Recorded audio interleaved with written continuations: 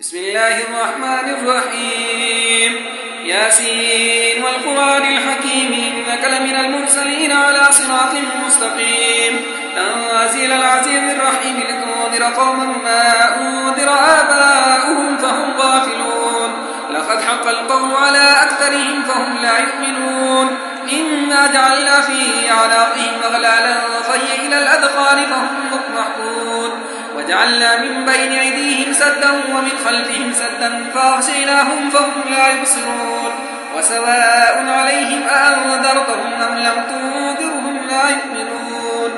إنما تنذر من اتبع الذكر وخشي الرحمن بالغيب فبشره بمغفرة وأجر كريم إنا نحن نحيي الموتى ونكتب ما قدموا وآثارهم وكل شيء أحصيناه في إمام مبين واضرب لهم مثلا أصحاب القرية إذ جاءها المرسلون إذ أرسلنا إليهم اثنين فكذبوهما فعززنا بثالث فقالوا إنا إليكم مرسلون قالوا ما أنتم إلا بشر مثلنا وما أنزل الرحمن من شيء إن أنتم إلا تكذبون قالوا ربنا يعلم إنا إليكم لمرسلون وما علينا إلا البلاغ المبين قالوا إنا تطيرنا بكم لئن لم تنتهوا لنرجمنكم وليمسنكم منا عذاب أليم قالوا طائركم معكم أئن ذكرتم بل أنتم قوم مسرفون وجاء من أقصى المدينة رجل يسعى قال يا قوم اتبعوا المرسلين اتبعوا من لا يسألكم أجرا وهم مهتدون وما لي لا أعبد الذي فطرني وإليه ترجعون أأتخذ من دونه آلهة إن يردني الرحمن بضر لا تغني عني شفاعتهم شيئا ولا ينقذون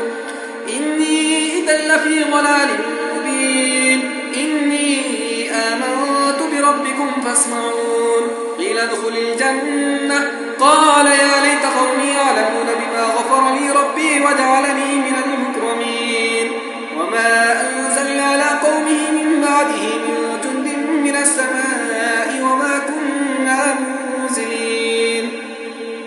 إن كانت إلا صيحة واحدة فإذا هم خامدون يا حسرة على العباد ما يأتيهم من رسول إلا كانوا به يستهزئون ألم يروا كما أهلكنا قبلهم من القرون أنهم إليهم لا يرجعون وإن كل لما جميع لدينا محضرون وآية لهم الأرض الميتة وحيناها وأخرجنا منها حبا فمنه يأكلون وجعلنا فيها جنات من نخيل وأعناب وفجرنا فيها من العيون ليأكلوا من ثمره وما عملته أيديهم أفلا يشكرون سبحان الذي خلق الأزواج كلها مما تنبت الأرض ومن أنفسهم ومما لا يعلمون وآية لهم الليل نسلخ منه النهار فإذا هم مظلمون والشمس تجري مستقر لها ذلك تقدير العزيز العليم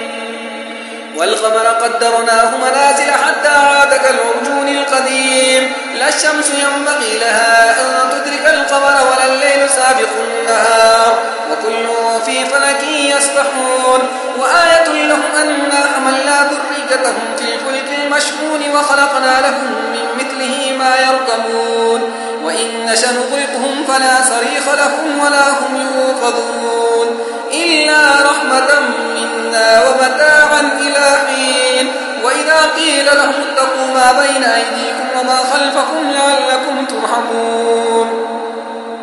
وما تأتيهم من آية من آيات ربهم إلا كانوا عنها معرضين وإذا قيل لهم أنفقوا مما رزقكم الله قال الذين كفروا للذين آمنوا أنطعم من لو يشاء الله أطعمه إن أنتم إلا في ضلال مبين ويقولون متى هذا الوعد إن كنتم صادقين ما ينظرون إلا صيحة واحدة تأخذهم وهم يخصمون فلا يستطيعون توصية ولا إلى أهلهم يرجعون ونفخ ونفخ في الصور فإذا هم من الأجداث إلى ربهم ينسلون قالوا يا ويلنا من بعثنا من مرقدنا هذا ما وعد الرحمن وصدق المرسلون إن كانت إلا صيحة واحدة فإذا هم جميع لدينا محضرون فاليوم لا تظلم نفس شيئا ولا تجزون إلا ما كنتم تعملون إن أصحاب الجنة اليوم في شغل فاكهون هم وأزواجهم في ظلال على الأرائك متكئون لهم فيها فاكهة ولهم ما يدعون سلام قولا من رب رحيم وامتازوا اليوم أيها المجرمون ألم أعهد إليكم يا بني آدم أن لا تعبدوا الشيطان إنه لكم عدو مبين وأن اعبدوني هذا صراط مستقيم ولقد ضل منكم جبلا كثيرا أفلم تكونوا تعقلون هذه جهنم التي كنتم توعدون اصلوها اليوم بما كنتم تكفرون اليوم نختم على أفواههم وتكلمنا أيديهم وتشهد أرجلهم بما كانوا يكسبون ولو نشاء لطمسنا على أعينهم فاستبقوا الصراط فأنى يبصرون ولو نشاء لمسخناهم على مكانتهم فما استطاعوا مضيا ولا يرجعون ومن نعمره ننكسه في الخلق أفلا يعقلون وما علمناه الشعر وما ينبغي له إن هو إلا ذكر وقرآن مبين لينذر من كان حيا ويحق القول على الكافرين أولم يروا أنا خلقنا لهم مما عملت أيدينا أنعاما فهم لها مالكون وذللناها لهم فمنها ركوبهم ومنها يأكلون ولهم فيها منافع ومشارب أفلا يشكرون واتخذوا من دون الله آلهة لعلهم ينصرون لا يستطيعون نصرهم وهم لهم جند محضرون فلا يحزنك قولهم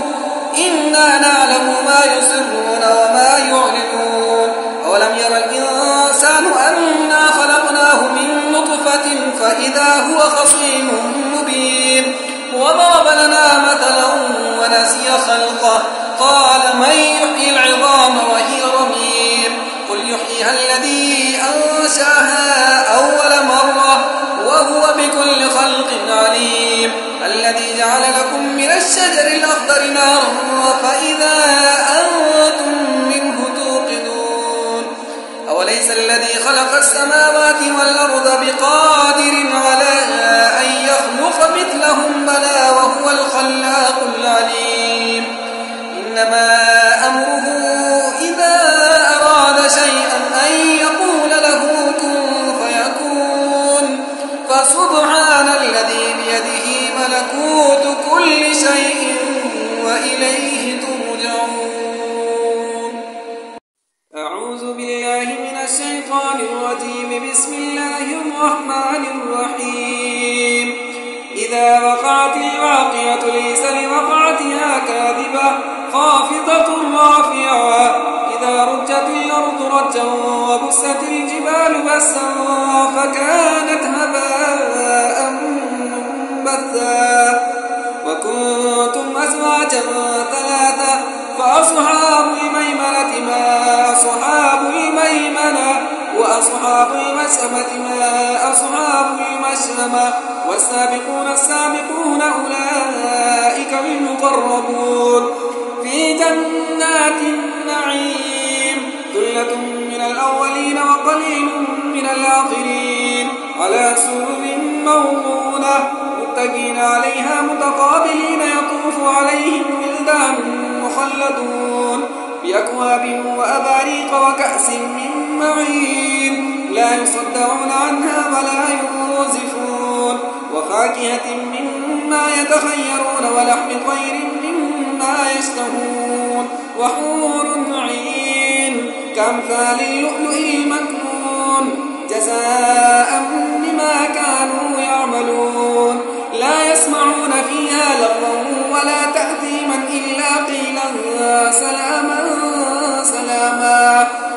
أصحاب اليمين ما أصحاب اليمين في سدر مخضود وطلح منضود وظل ممدود وماء مسكوب وفاكهة كثيرة لا مقطوعة ولا ممنوعة وفرش مرفوعة إنا أنشأناهن إنشاء فجعلناهن أبكارا عربا أترابا لأصحاب اليمين ثلة من الأولين وثلة من الآخرين وأصحاب الشمال ما أصحاب الشمال في سموم وحميم وظل من يحموم لا بارد ولا كريم إنهم كانوا قبل ذلك مترفين وكانوا يصرون على الحنث العظيم وكانوا يقولون أئذا متنا وكنا ترابا وعظاما أئنا لمبعوثون أو آباؤنا الأولون قل إن الأولين والآخرين لمجموعون إلى ميقات يوم معلوم ثم إنكم أيها الضالون المكذبون لآكلون من شجر من زقوم فمالئون منها البطون فشاربون عليه من الحميم فشاربون شرب الهيم هذا نزلهم يوم الدين نحن خلقناكم فلولا تصدقون أفرأيتم ما تمنون أأنتم تخلقونه أم نحن الخالقون نحن قدرنا بينكم الموت وما نحن بمسبوقين على أن نبدل أمثالكم وننشئكم فيما لا تعلمون ولقد علمتم النشأة الأولى فلولا تذكرون أفرأيتم ما تحرثون أأنتم تزرعونه أم نحن الزارعون لو نشاء لجعلناه طابا فظلتم تفكهون إنا لمغرمون بل نحن محرومون أفرأيتم الماء الذي تشربون أأنتم أنزلتموه من المزن أم نحن المنزلون لو نشاء جعلناه أجاجا فلولا تشكرون أفرأيتم النار التي تورون أأنتم أنشأتم شجرتها أم نحن المنشئون نحن جعلناها تذكرة ومتاعا للمقوين فسبح باسم ربك العظيم فلا أقسم بمواقع النجوم وإنه لقسم لو تعلمون عظيم إنه لقرآن كريم في كتاب مكنون لا يمسه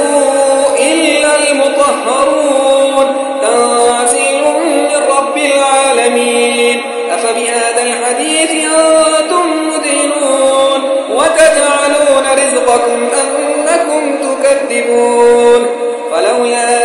إذا بلغت الحلقوم وأنتم حينئذ تنظرون ونحن أقرب إليه منكم ولكن لا تبصرون فلولا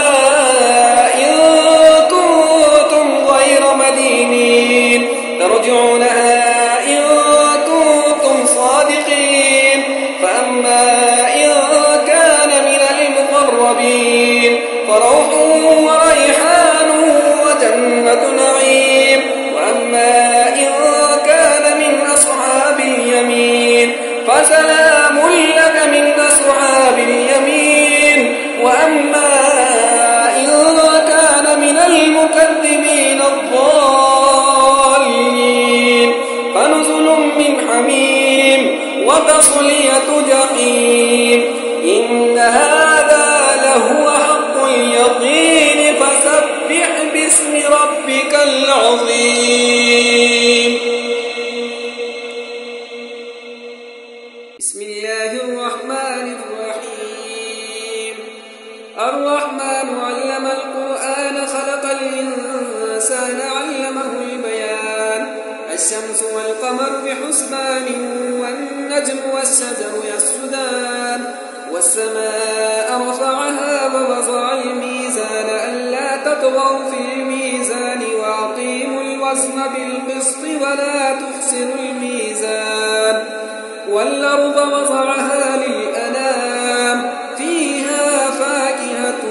والنخل ذات الأكمام والحب ذو العصف والريحان فبأي آلاء ربكما تكذبان خلق الإنسان من صلصال كالفخار وخلق الجان من مارج من نار فبأي آلاء ربكما تكذبان رب المشرقين ورب المغربين فبأي آلاء ربكما تكذبان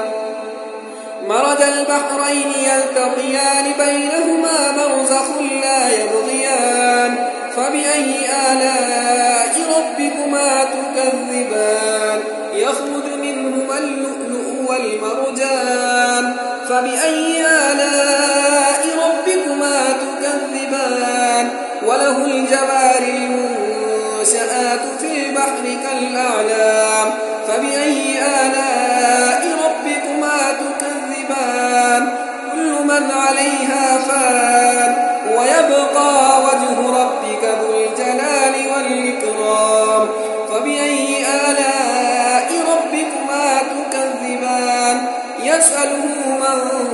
في السماوات والأرض كل يوم هو في شأن فبأي آلاء ربكما تكذبان سنفرغ لكم أيها الثقلان فبأي آلاء ربكما تكذبان يا معشر الجن والإنس إن استطعتم أن تنفذوا من أقطار السماوات والأرض فانفذوا لا تنفذون إلا بسلطان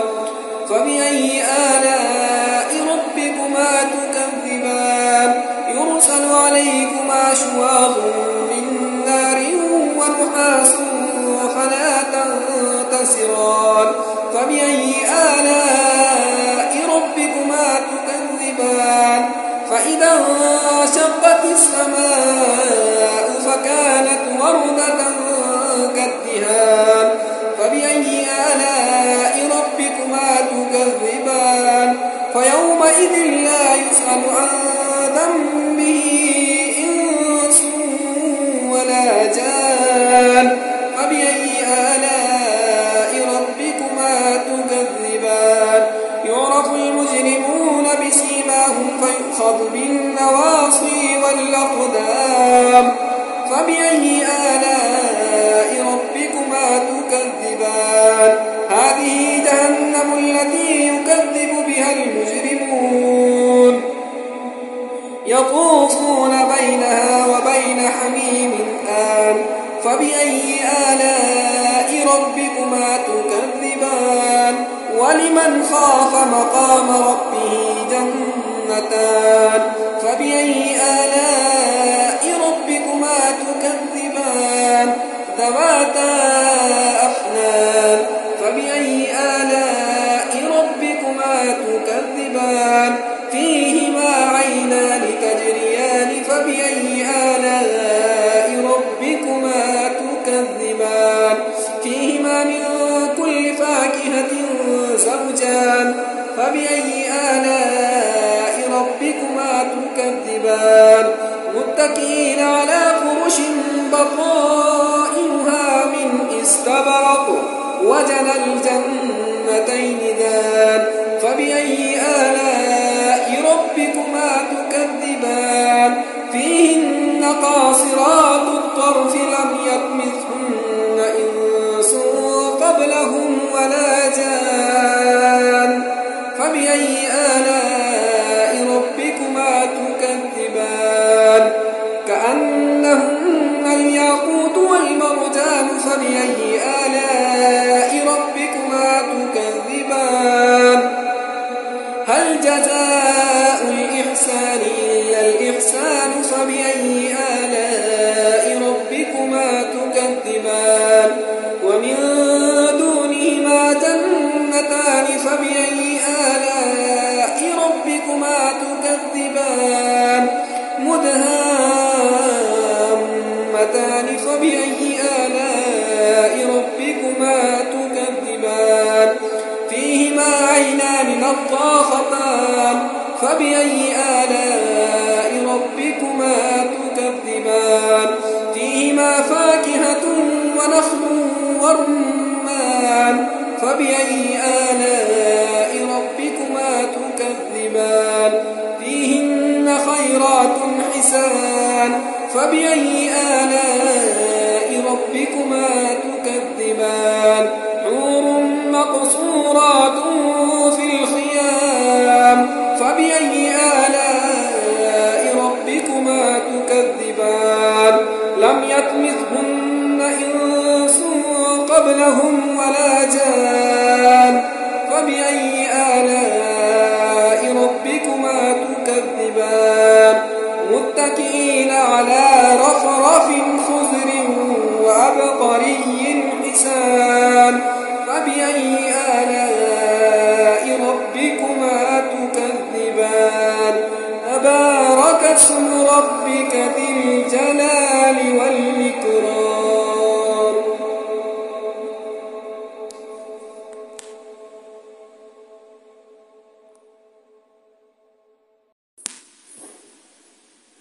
أعوذ بالله من الشيطان الرجيم. بسم الله الرحمن الرحيم.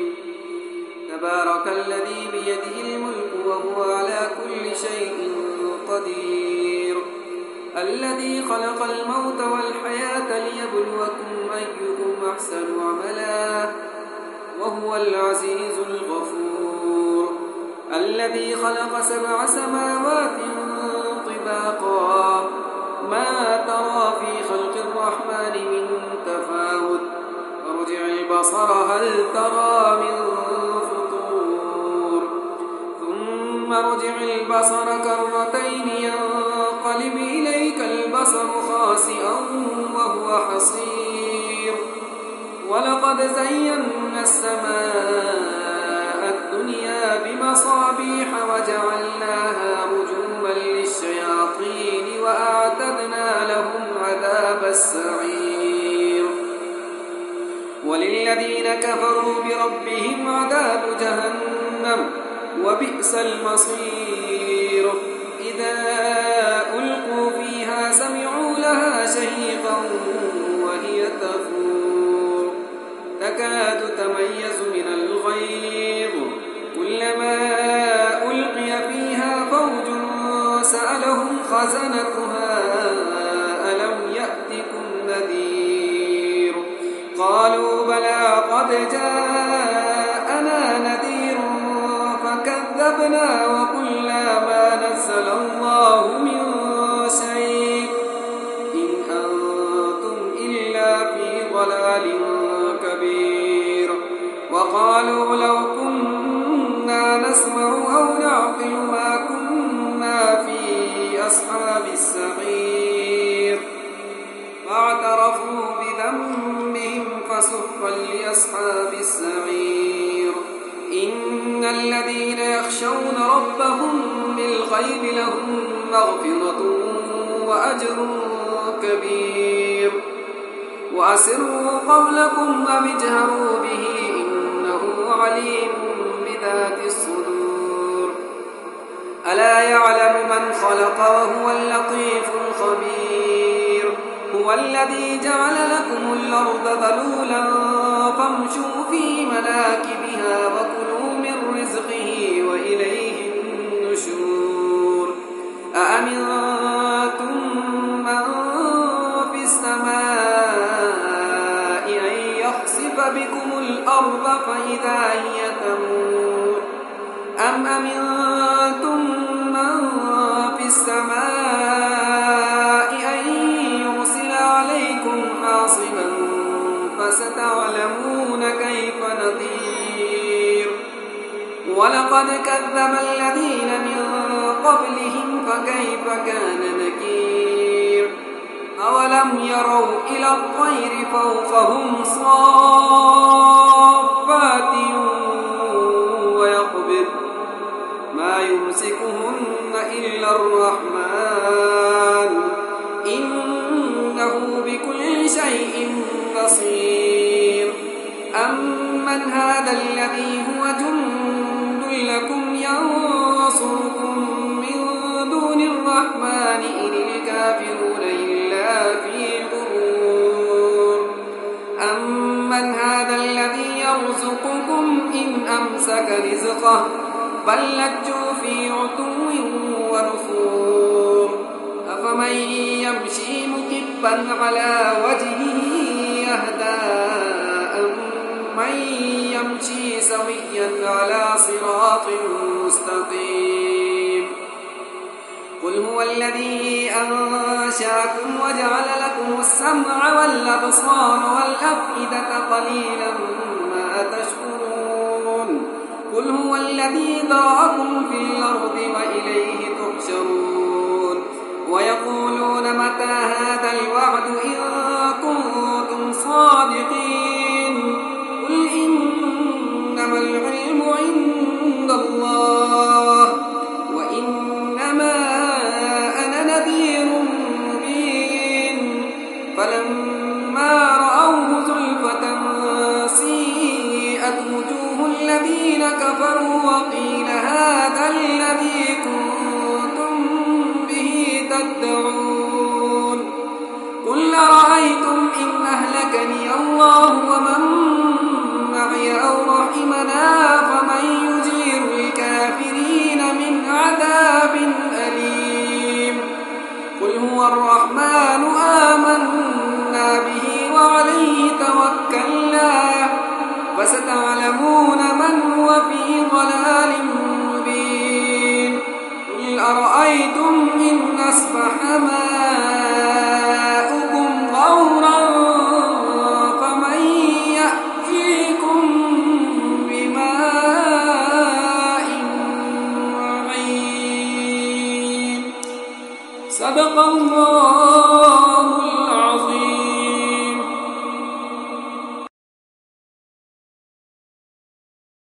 أعوذ بالله من الشيطان الرجيم. بسم الله الرحمن الرحيم. الحمد لله الذي أنزل على عبده الكتاب ولم يجعل له عوجا قيما لينذر بأسا شديدا من لدنه ويبشر المؤمنين الذين يعملون الصالحات أن لهم أجرا حسنا ماكثين فيه أبدا وينذر الذين قالوا اتخذ الله ولدا ما لهم به من علم ولا لآبائهم كبرت كلمة تخرج من أفواههم إن يقولون إلا كذبا فلعلك باقع نفسك على آثارهم إن لم يؤمنوا بهذا الحديث أسفا إنا جعلنا ما على الأرض زينة لها لنبلوهم أيهم أحسن عملا وإنا لجاعلون ما عليها صعيدا جرزا أم حسبت أن أصحاب الكهف والرقيم كانوا من آياتنا عجبا إذا والفتية إلى الكهف فقالوا ربنا آتنا من لدنك رحمة وهيئ لنا من أمرنا رشدا فضربنا على آذانهم في الكهف سنين عددا ثم بعثناهم لنعلم أي الحزبين أحصى لما لبثوا ومدا نحن نقص عليك نبأهم بالحق إنهم فتية آمنوا بربهم وزدناهم هدى وربطنا على قلوبهم إذ قاموا فقالوا ربنا رب السماوات والأرض لن ندعو من دونه إلها لقد قلنا إذا شططا هؤلاء قوم اتخذوا من دونه آلهة لولا يأتون عليهم بسلطان بين فمن أظلم ممن افترى على الله كذبا وإذ اعتزلتموهم وما يعبدون إلا الله فأووا إلى الكهف ينشر لكم ربكم من رحمته ويهيئ لكم من أمركم مرفقا وترى الشمس إذا طلعت تزاور عن كفهم ذات اليمين وإذا غربت تقرضهم ذات الشمال وهم في فجوة منه ذلك من آيات الله من يهد الله فهو المهتد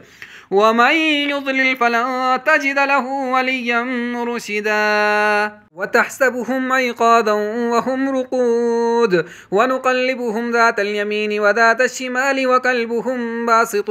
ذراعيه بالوصيد لو اطلعت عليهم لوليت منهم فرارا ولملئت منهم رعبا وكذلك بعثناهم ليتساءلوا بينهم قال قائل منهم كم لبثتم قالوا لبثنا يوما أو بعض يوم قالوا ربكم أعلم بما لبثتم فابعثوا أحدكم بورقكم هذه إلى المدينة فلينظر أيها أزكى طعاما فليأتكم برزق منه وليتلطف ولا يشعرن بكم أحدا إنهم إن يظهروا عليكم يرجموكم أو يعيدوكم في ملتهم ولن تفلحوا إذا أبدا وكذلك عثرنا عليهم ليعلموا أن وعد الله حق وأن الساعة لا ريب فيها إذ يتنازعون بينهم أمرهم فقالوا بنوا عليهم بنيانا ربهم أعلم بهم قال الذين غلبوا على أمرهم لنتخذن عليهم مسجدا سيقولون ثلاثة رابعهم كلبهم ويقولون خمسة سادسهم كلبهم رجما بالغيب ويقولون سبعة وثامنهم كلبهم قل ربي أعلم بعدتهم ما يعلمهم إلا قليل فلا تمار فيهم إلا مراء ظاهرا ولا تستفت فيهم منهم أحدا ولا تقولن لشيء إني فاعل ذلك غدا إلا أن يشاء الله واذكر ربك إذا نسيت وقل عسى أن يهديني ربي ليقرب من هذا رشدا ولبثوا في كهفهم 300 سنين وازدادوا 9 قل الله أعلم بما لبثوا له غيب السماوات والأرض أبصر به وأسمع ما لهم من دونه من ولي ولا يشرك في حكمه أحدا واتل ما أوحي إليك من كتاب ربك لا مبدل لكلماته ولن تجد من دونه ملتحدا واصبر نفسك مع الذين يدعون ربهم بالغداة والعشي يريدون وجهه ولا تعد عيناك عنهم تريد زينة الحياة الدنيا ولا تطع من أغفلنا قلبه عن ذكرنا واتبع هواه وكان أمره فرطا وقل الحق من ربكم فمن شاء فليؤمن ومن شاء فليكفر إنا أعتدنا للظالمين نارا أحاط بهم سرادقها وإن يستغيثوا يغاثوا بماء كالمهل يشوي الوجوه بئس الشراب وساءت مرتفقا إن الذين آمنوا وعملوا الصالحات إنا لا نضيع أجر من أحسن عملا أولئك لهم جنات عدن تجري من تحتهم الأنهار يحلون فيها من أساور من ذهب ويلبسون ثيابا خضرا من سندس واستبرق متكئين فيها على الأرائك نعم الثواب وحسنت مرتفقا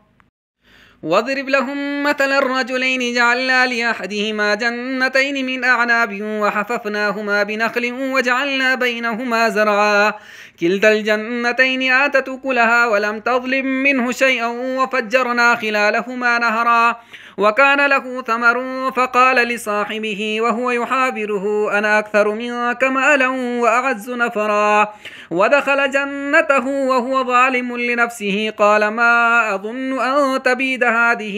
أبدا وما أظن الساعة قائمة ولئن رددت إلى ربي لاجدن خيرا منها منقلبا قال له صاحبه وهو يحاوره وكفرت بالذي خلقك من تراب ثم من نطفة ثم سواك رجلا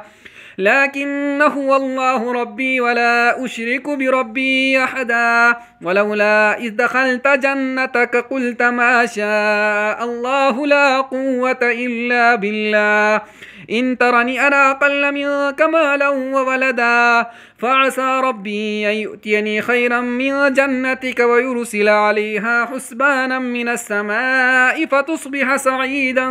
زلقا أو يصبح ماؤها غورا فلا تستطيع له طلبا وأحيط بثمره فأصبح يقلب كفيه على ما أنفق فيها وهي خاوية على عروشها ويقول يا ليتني لم أشرك بربي أحدا ولم تكن له فئة ينصرونه من دون الله وما كان منتصرا هنالك الولاية لله الحق هو خير ثوابا وخير عقبا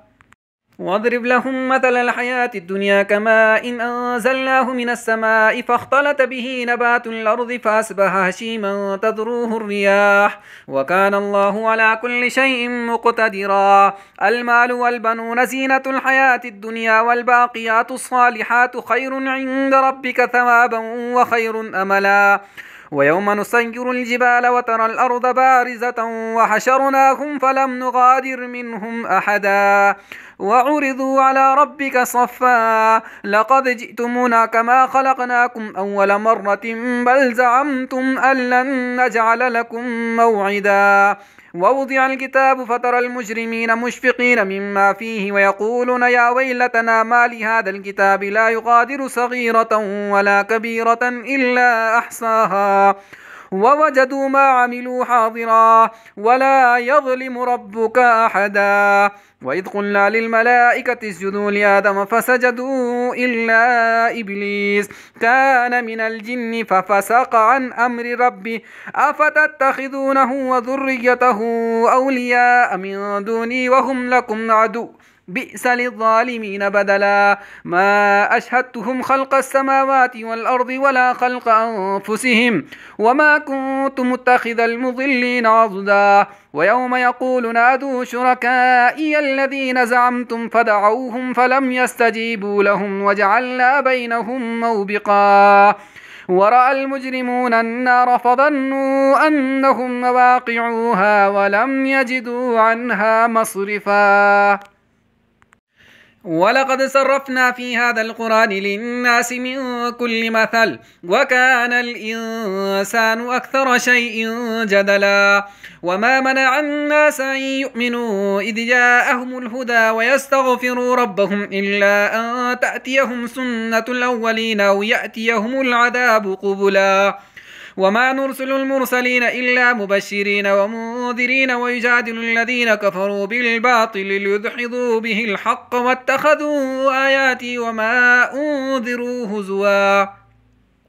ومن أظلم ممن ذكر بآيات ربه فأعرض عنها ونسي ما قدمت يداه إنا جعلنا على قلوبهم أكنة أن يفقهوه وفي آذانهم وقرا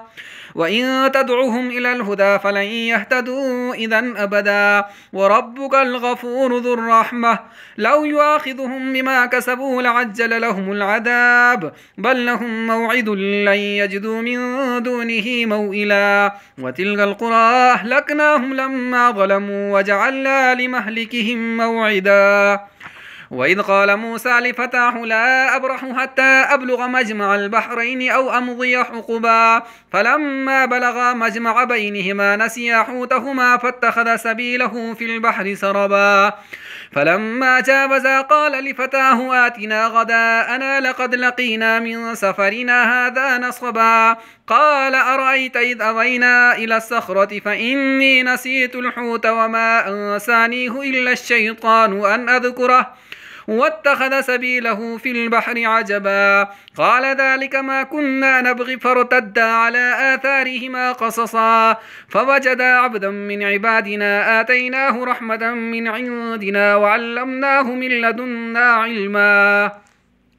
قال له موسى هل أتبعك على أن تعلمني مما علمت رشدا قال إنك لن تستطيع معي صبرا وكيف تصبر على ما لم تحط به خبرا قال ستجدني إن شاء الله صابرا ولا أعصي لك أمرا قال فإن اتبعتني فلا تسألني عن شيء حتى أحدث لك منه ذكرا فانطلقا حتى إذا ركبا في السفينة خرقها قال خرقتها لتغرق أهلها لقد جئت شيئا إمرا قال لم أقل إنك لن تستطيع معي صبرا قال لا تؤاخذني بما نسيت ولا ترهقني من أمري عسرا فانطلقا حتى إذا لقيا غلاما فقتله قال أقتلت نفسا زكية بغير نفس لقد جئت شيئا نكرا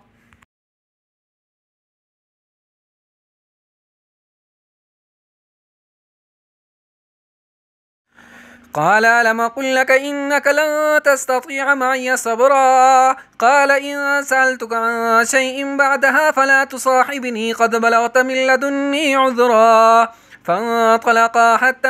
إذا أتيا أهل قرية استطعما أهلها فأبوا أن يضيفوهما فوجدا فيها جدارا يريد أن ينقض فأقامه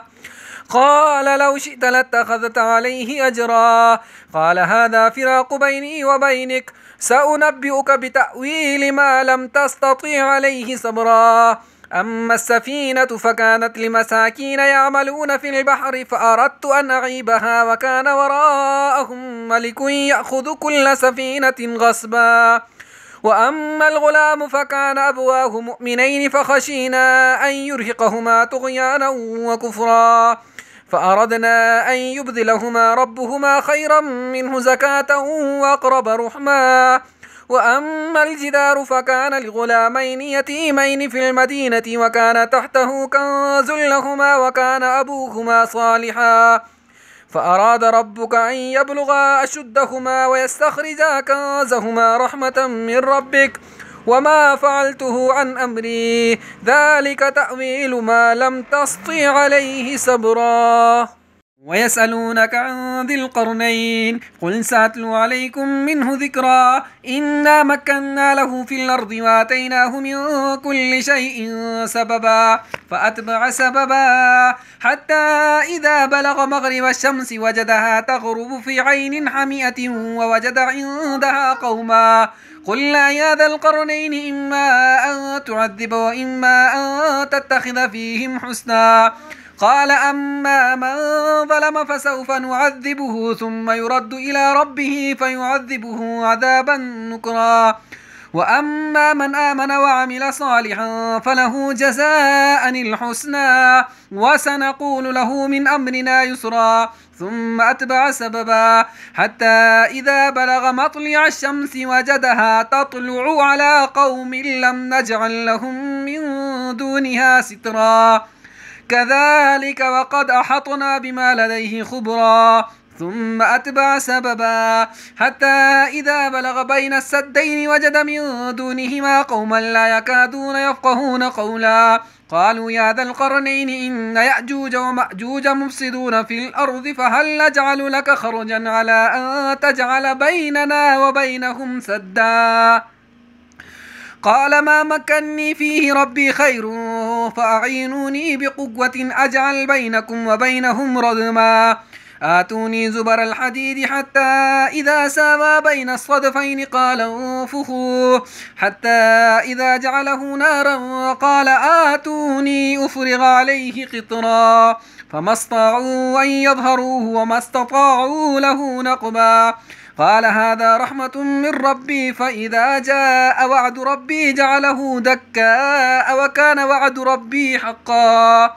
وتركنا بعدهم يومئذ يموج في بعض ونفخ في الصور فجمعناهم جمعا وعرضنا جهنم يومئذ للكافرين عرضا الذين كانت أعينهم في غطاء عن ذكري وكانوا لا يستطيعون سمعا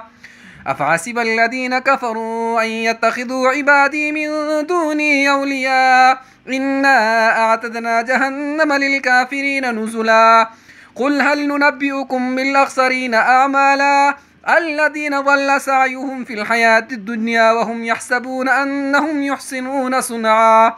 أولئك الذين كفروا بآيات ربهم ولقائه فحبطت أعمالهم فلا نقيم لهم يوم القيامة وزنا ذلك جزاؤهم جهنم بما كفروا واتخذوا آياتي ورسلي هزوا